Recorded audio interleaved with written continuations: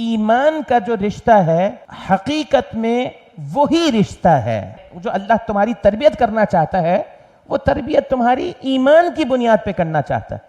کیونکہ دنیا میں اور بہت سے ریلیشن ہوتے ہیں، بہت سے تعلقات ہوتے ہیں، لیکن جو اصل تعلق ہونا چاہیے اہل ایمان کے مابین وہ کیا ہے؟ انما المؤمنون اخوہ، وہ ایمان کا رشتہ ہے. یہ رشتہ اگر کمزور ہوا نا تو سب کچھ کمزور ہو جائے گا.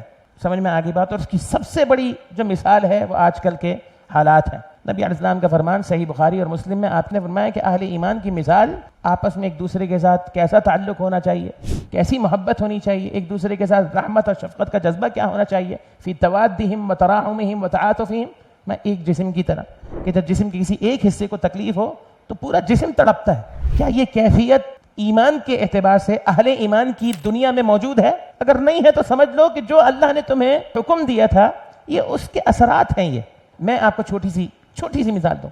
لا قدر اللہ اگر پاکستان پر حملہ ہوتا تو ہمارا طرز عمل یہ ہوتا جو آج فلسطین کے تعلق سے ہے؟ جواب دیجیے. نہیں ہوتا نا. سعودی عرب پر اگر حملہ ہوتا تو سعودیہ کا طرز عمل یہ ہوتا جو آج ہے امارات پر ہوتا، عرب کنٹریز پر ہوتا، ایران پر ہوتا. سمجھ میں آگئی بات؟ کسی بھی ملائیشیا پر، ترکیہ پر، انڈونیشیا پر کیا طرز عمل ہوتا، ری ایکشن کیا ہوتا؟ وہی ری ایکشن دوسرے کے تعلق سے بھی ہونا چاہیے تھا. آپ نے دیکھا نا انما المؤمنون اخوہ، ختم تو جو بنیاد تھی جب وہ ختم ہو گئی تو اس کے اثرات ظاہر ہونا شروع ہوئے.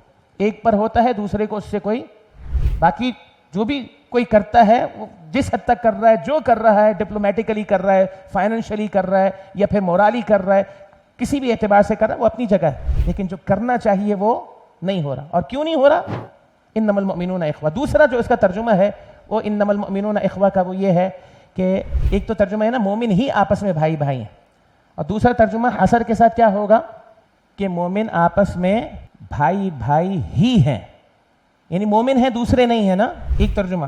دوسرا یعنی کہ جیسے سگے بھائی کا تعلق ہوتا ہے مومن کا ایسا ہی تعلق ہونا چاہیے. میرے سگے بھائی کے ساتھ جو معاملہ ہوتا، جو طرز عمل اس کے ساتھ میرا ہونا چاہیے وہی طرز عمل میرا اپنے مسلمان مومن بھائی کے ساتھ بھی ہونا چاہیے. اسی لیے اللہ کے پیغمبر علیہ السلام نے فرمایا، اصول دیا کہ اگر یہ اصول معاشرے میں پیدا ہو جائے کہ جو تم اپنے لیے پسند کرتے ہو وہی اپنے مسلمان بھائی کے لیے پسند کرو، یقین جانے 90% مسائل ہمارے حل ہو جائیں گے. لہذا فرمایا فَأَصْلِحُوا بَيْنَ أَخَوَيْكُمْ، احساس ذمہ داری ہونا چاہیے. سر مسلمان آپس میں لڑ رہے ہیں اور تم جو ہے تمہیں آنکھیں صرف نظر کر کے جو ہے نا گزر گئے، نہیں. فَأَصْلِحُوا بَيْنَ أَخَوَيْكُمْ، اپنے بھائیوں کے درمیان اصلاح کراؤ، اللہ سے ڈر جاؤ تاکہ تم پر رحم کیا جائے.